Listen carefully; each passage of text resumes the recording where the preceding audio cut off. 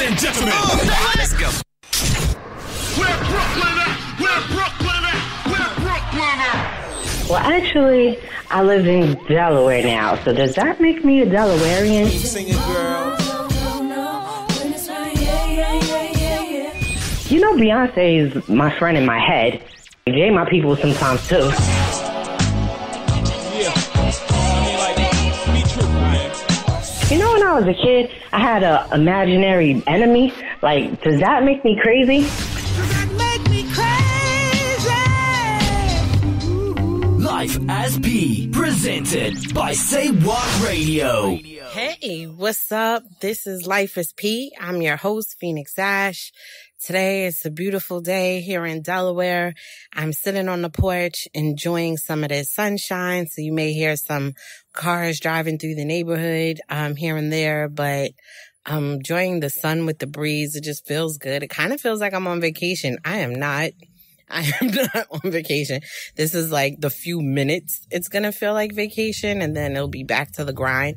So I'm just trying to be better at taking a moment to get my thoughts together and figure out what I'm going to do going forward. It seems like I'm forever in a space of figuring out what I'm going to do going forward. But I feel like it's working for me because it makes me more intentional with how I move. So I'm seeing results, and it feels really good to see that those are not happenstance results, that they're intentional. It's hard because there's so many. It's like a company with several different lines of businesses, except for I'm the company. And I got all these different lines of businesses. I have very little staff to manage it, but I'm making it through.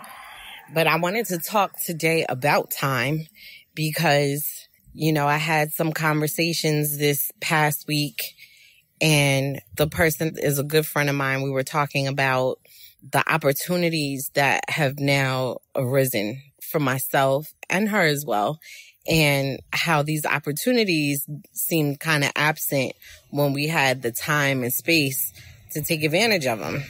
So I took a year off from corporate to pursue writing. I thought it was going to be more long. I don't know. I planned for 6 months and was like, I don't know. I'll see what I'm going to do after 6 months. And then it turned into a year, which was great because I felt like I was doing something. I was able to stretch it. But after about a year, I was like, okay, I have to at least get some type of contract or temporary work so that I could supplement the money that's not coming in. I needed to pay my portion of the bills. We couldn't just do it off of one salary. So I had to jump back in and create a new stream of revenue. So I feel like I'm pulled in a lot of different directions. And one of the things that is most important to me is to make sure that I'm present for my daughter. You know, if you've listened to the podcast before, you know she is a rainbow baby, which basically means she was born after a loss. And she's actually my first of 8 children. She's my only survivor. I'm very conscientious about making sure that I'm present for her and that she has my time. So when she asks me to color or when she asks me if she can paint, even though she's painting without me, I try to tell her yes, so that she remembers that good feeling of there was something that I really wanted to do and it wasn't a struggle. I wasn't constantly told no because mommy was tired or didn't feel like putting things together. I wanted to paint and my mother put stuff together and allowed me to paint. And actually when she paints, it's my downtime. I'm able to like read a couple of pages of someone's book or make small edits to mine because she does that independently. So it may take me a few minutes to get all her supplies together and put everything on a palette and all of that, but it's my downtime too. All of that to say that when I've been thinking over my life and I think about how rushed I always feel and how easy it is for me to feel like I'm failing. Now, when I look back over things and I watch the evolution of everything that I've done and the decision to chase my passion and what has come of it, I'm clearly not failing. I'm clearly succeeding. I'm thriving. However, it's very easy for me to feel like I'm failing because things aren't happening fast enough, or, I have in mind a particular destination and the destination always seems further away. I don't even know if people clearly know, at least for myself. I'm like, I don't even know if I clearly know when I arrive at said destination, because when I look back, I'd be like, oh my God, I did that. But in the moment, I'm feeling like it's taking me so long to get to that next step. And of course, comparison is the stealer of joy. So watching other authors or other writers turn in a book every 30 days or 45 days or even 60 days, I'm like, how come I can't write faster? I outlined, I did everything I was supposed to do. How come I can't find the time to write? How come, I didn't get this publishing deal while I was home for a whole damn year when I had time to put in the effort to market, to put in the effort to read books, comment, all the different things that it takes to be active within the network and grow my readership. And I found myself really complaining. And I was just like, girl, stop it. You are living this. You are doing this. And you need to be in this place. And I was thinking about it. I've been in a rush all my life. And it is that rush. It is that hurry up, let's get there, that ignites the feeling of failure. And I don't know if you guys are feeling that too, because I think, someone in your life is probably like, what are you talking about? You've done this, you've done that, and listing all your accomplishments, and you're not impressed with yourself. And maybe it's just because you have this unreasonable time frame, this unreasonable timeline. I feel like mine might be unreasonable, and it's not even clear. It's not even a clear timeline. So even if I wanted to execute, how would I really even know that I was executing? Because I'm so afraid to say, by this age, I want this and that. And by this age, I want this and that. I'm so afraid to declare that because I'm afraid that it won't come true, that I'll fail myself. So I believe in my failure so much that I won't even declare something all the way because I'm afraid that failure is an option. And then I gotta pick myself back up and be like, what the hell wrong with you? Girl, you thinking crazy. Because I am thinking crazy. I am accomplishing stuff. I'm moving forward. I've released Soil Sheets. I've released Cookies and Crumbles. I've released In Her Makeup. These were things. And when I say release, I'm not even talking about book releases. Sure, they're all available on the market. You can pick them up on Amazon or Kindle. In Her Makeup, you can pick up on Audible. But I'm not even talking about release like that. I'm talking about release from within my spirit. These things have been sitting with me, weighing on me, because they were stories that I wanted to tell and wanted to write. And I just was, pussyfooting around, kicking the dust around them, moving very slowly because I didn't have a clear goal as to what to do with them or how to go about them. And once I got that, once I made a determination, I moved. And it's crazy that I don't look at that and say, but I did that. I made a determination. I decided what I was going to do within a particular time frame, and I did it. So why am I still afraid to make these declarations? I've shown myself that when I do, I fulfill my promise. So what the hell is my problem? I don't know. What the hell is yours? Do you guys? I mean, seriously, what's up? Fear is a nasty little drug, yo. It's a nasty drug. And even nastier drug is the fear that people put inside you from the time you was a child. Or even being an adult in an emotionally abusive relationship, whether it be a sexual relationship, a friendship, or a work relationship where somebody's constantly telling you where you went wrong, what you did wrong, how you didn't do it, what you didn't fulfill, what ball you dropping. That constant. It's not even the fact that you're not talking to yourself positively. It's that you don't even get a chance to hear yourself because you got all these other voices telling you all this nonsense. So you got to figure out how to tune them out. Me, I'm like, shit, I got to tune out my own voice sometimes because I'm the one feeding me this nonsense. I look at my board, I see all the things that I've checked off, and I'm like, what's wrong with you? You doing it. You doing it. And do I feel pressed for time? Absolutely. Absolutely. But I've been in a rush all my life, and I'm going to tell y'all why. My mother, sister, so my aunt, who was also my godmother, when she passed away, she was 39. I was 7 years old at the time. So she died of colon cancer. And then 3 months later, my father, who was 40 years old at the time, died from leukemia. And then 7 months after that, my mother, who was 36 at the time, passed from breast cancer that metastasized to her brain. And I think because of those numbers, I've always been in a rush, because I think it's always been in the back of my mind that I would pass away young. Now, I've never been diagnosed with anything. I've never struggled with health issues the way they had, but there was always something looming in the back of my mind that life was going to be very short for me. And so far, it's proven to be much longer than expected. But I think that I've always been afraid that it was going to end quickly and I wasn't going to execute everything that I was put here to do, which is crazy, because if I was put here to do something that I haven't fulfilled, why would I die? I mean, I have a strong faith in God, so I feel like, and the thing is, we say, oh, but people die all the time before they execute what they're here to execute. I don't know if that's necessarily true. I hate the way that people die, that they die at the hands of other people. But I feel like God is always going to find a way to get that work executed.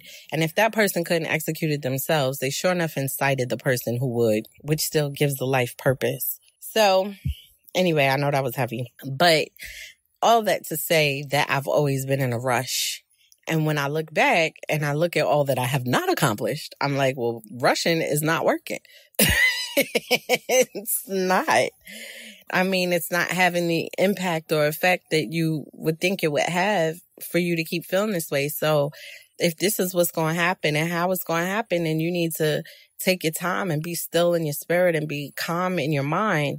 And just take your time and do it right. Produce things that you're proud of. Don't worry about how much or how fast. Just produce things that you're proud of. Things that you have no problem standing beside and claiming as your own. And I've done that with my work. When I took that year off, I was taking my time. To some people, they're like, you published 5 books by yourself. You self-published them. You did that within a year. You were moving quickly, but it didn't feel like that to me. To me, it felt like I was taking my time. I had time and I had space and I was thinking clearly and I was just going through the motions, but I was giving the work its time. And something happened this weekend and I don't even know what. But yesterday I woke up and was like, okay, I'm going to be calm in my spirit and I'm going to pray. And I'm just going to take my time. I'm not going to compare myself to anybody who writes quicker than me or has more books than me or has more stories to tell than I do. I'm just going to take my time and I'm going to run my race and I'm going to stay in my lane and I'm not going to cross over until it's time for me to cross over. I'm just going to take my time. And taking my time for me doesn't look like 5-6 years. It usually, happens within a few months, but rushing happens within nothing. Nothing happens when I feel rushed. I write like crap. I go back over and like, what was I thinking? I rewrite and rewrite and rewrite because I'm like, I'm so disgusted with it. I've had a second person in my life say that I'm a perfectionist and they said it as a joke when I was at work. They probably don't even know how it stung me because if you've listened to the podcast before, you know that I'm trying to work through that after my sister-in-law had nicely pointed it out. And then several people in my life was in agreement. And I was like, oh, okay. So I'm trying to work through that because I was like, oh my God, somebody else is realizing that about me. So, all right. Obviously, I haven't worked as hard on it as I thought I was. And it's spilling out other places. And, of course, I'm like, well, I don't know if I'm a perfectionist or I just want to deliver quality. And it's probably a bit of both. I don't see nothing wrong with wanting to deliver quality, but I don't need to overthink things and I don't need to place too much weight on things because people are just going to have their opinion. They're going to take things a certain way. They're going to read into things. They're going to not read things. They're going to read my book and not leave a review. They're going to not read my book. They're going to download it and never look at it. They just, whatever. Or they're going to not touch it. They're going to look at the cover and be turned off. They're going to look at my name. They're going to say they don't know me. Whatever. But if I place too much weight on trying to maneuver that or trying to master that, I'm going to lose myself and lose my creative process. And that can't happen. I love writing and I love telling a story. And when it feels like too much pressure, it doesn't sit right with me. It really doesn't. because I know that I can tell a good story and I know that I can make it sound lovely and I know that I can communicate well. So I need to stop rushing because all those things that I know about myself become untrue in the work when I am pressed to hurry up. I had a writing assignment where I had to write a short story that was between 5,000 and 10,000 words. And I've talked about this before and I felt so rushed. I was able to do it, and I probably wouldn't have felt as rushed because I feel like there was enough time to execute it. But my initial idea, I wrote like 3/4 of it and then scrapped it. And by the time I scrapped it and was ready to start something from scratch, the deadline was, a week and a half away, maybe 2 weeks away. And for all the other things that I have going on in my life, that is not a lot of time. Plus, it also means I have to break myself out of whatever creative spirit I was in for whatever I was creating at the time in order to redirect. And there was a time that I could work on 3-4 things at one time, but that was when I was home and I was not working and I could have multiple things going on. That's not part of my process right now. I can't because it's too chaotic. It's too much thinking. Honestly, my brain starts to get overwhelmed and I feel like I'm at capacity. So there's no mental budget for, extra, which is also why I can't tolerate like people who feel some kind of way or all that stuff. Like I'm at capacity. I cannot manage other people's emotions or how they're going to feel about me or what they're going to think. I try to be as kind and as nice and as sweet and as engaging as I possibly can be naturally. Anything that's unnatural, I don't have the mental capacity for. I don't. There's no more budget for anything that's not authentic because authenticity doesn't take effort. But all that extra, nah, no B. I cannot. I don't have the time. And it's not like I don't have the time because I'm in a rush. It's just I don't have the time to allocate to it.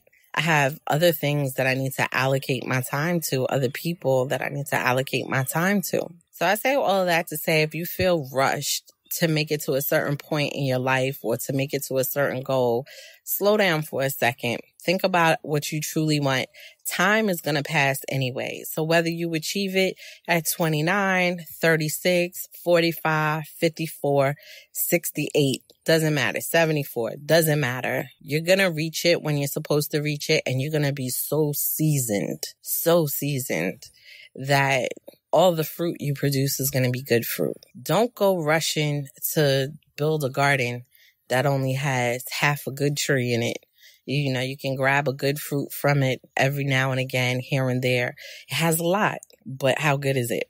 And that's what I'm telling myself, that quality over quantity. Take your time, think it through, enjoy this phase of your life. You've always wanted to write for a living. You're doing it. Are you doing other things too? Yes. To create your living? Yes. Okay. So you're not there. You're not totally relying upon it just yet. But if you take your time and you produce quality, over time, you will get there. You don't have to worry about, I don't understand social media. I don't understand marketing. I don't understand the mailing list. Take your time. Pick one thing to work on per week.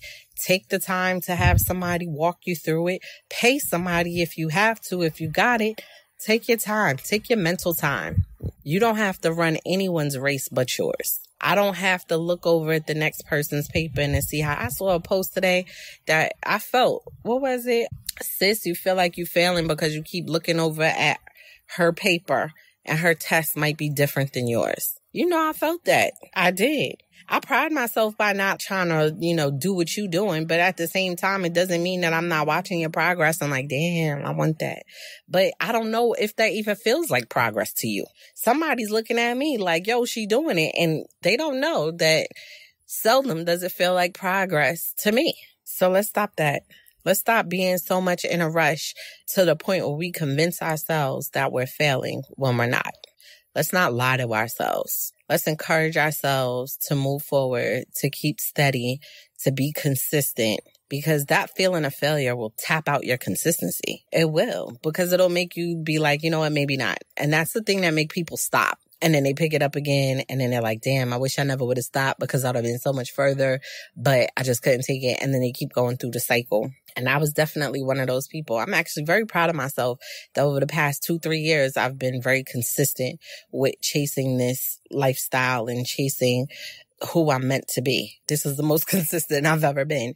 And so I need not beat up on myself about where the holes are. I need to just take my time and figure out how I'm going to fill them. And it's okay if it takes me a little longer than someone else. It's okay, because it's going to take me longer than somebody. It is, just like it's going to be quicker than somebody else. It's my pace. And I don't need to be in a rush. I don't need to fear dying at 36. I don't need to fear dying at 39 or 40. I don't need to fear that. I need to just pursue what it is that's in my heart and enjoy the days that I'm here. If I was to die tomorrow, if I was to die next year, I need to enjoy the days I'm here. I don't need to be full of stress and full of worry about the event. Like, it doesn't. It needs to be joyful. It needs to be full of kisses. My daughter was kissing me today. Her intention was to get to 100 kisses. So like every 20 minutes, she'd be like, I want to kiss you. And she'd give me like 4 kisses, and then she'd give me like 6 kisses, and then 10 kisses. And she loved the fact that I was adding them together. And she was like, we're almost at 100. I love that. I love that. That's days, that's times that I need to enjoy. I need to relish in. And if I got to put my pen down for a second or take longer to figure something out because I'm being kissed 100 times by my child, then that's okay. That's okay. Those are moments I don't want to rush. All right, that's my spiel for this week. I hope you enjoy the rest of your week. I hope that you feel encouraged, inspired. I hope you go forward. If you want to share anything with me, please reach out to me. I'm at P Writes on Instagram, at P Writes on Twitter. You want to join my reader group? I have a reader group now. Yay, on Facebook. It's called Phoenix's Fireflies, and fire is spelled F-I-YAH. So it's Phoenix's Fireflies. Come join the reader group. We have all kinds of discussions. We help encourage each other. We celebrate one another's lives. We ask questions, and you get a couple of sneak peeks at some stuff that's happening, some books. You get book recommendations, not just about me, but other books that I'm reading. I do a bunch of giveaways